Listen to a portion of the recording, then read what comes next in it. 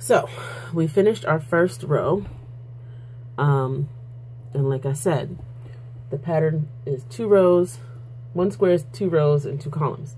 So we're going to do the exact same thing, just backwards. It would look like 1 row when we're done. And I'll take a still shot of that. I'm going to run out of color, so I'm going to change, or not change, but add the color.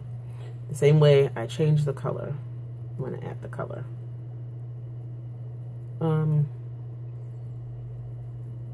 This is boring. I don't know if you guys want to watch me do this, but it's all good. The bigger it is, the faster I can go, but the beginnings are pretty slow because sometimes your hook gets caught. So see, I'm running out of color, and I have 2 on the hook. So I'm just gonna add that color in there. And I have 3 on the hook.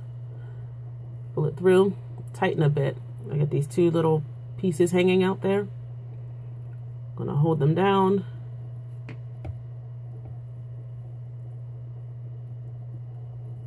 And crochet on top of them.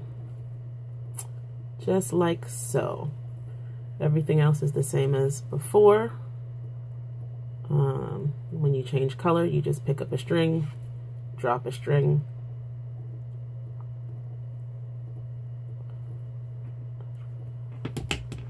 sometimes we worry too much about it being perfect, but the perfection of the piece is in its imperfection. So, some mess ups I allow. If you know anything about crocheting, you feel through some of my work, you can tell where I increased or decreased because I skipped a stitch or added a stitch on accident. It makes these little knots in the work. Anyway, coming up to a color change soon. So I'm just rambling on because I think it's boring just to sit here and watch me do this without some kind of conversation, even though it looks like I'm talking to myself, which I do quite well.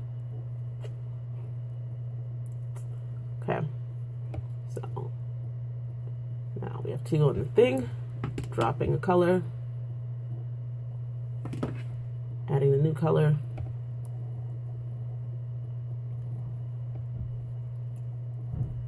okay, now drop my needle. So you can see how the light gray is on top of the light gray and the charcoal is on top of the charcoal, and it still looks like 1 row, even though this is 1 row. This is 2 rows. Okay, 1 row, 2 rows. When I finish through this, it'll be the bottom of that.